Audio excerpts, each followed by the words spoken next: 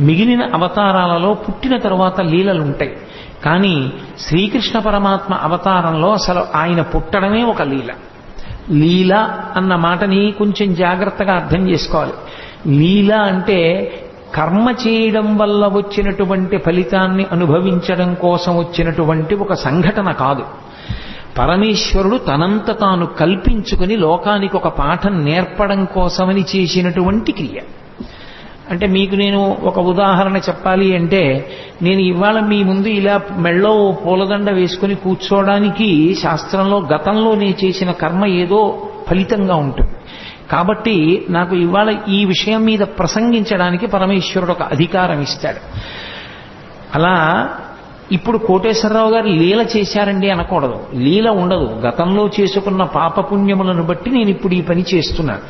నాకు ఏదో మోకాలు నిప్పెట్టింది అనుకోండి, గతంలో ఎప్పుడో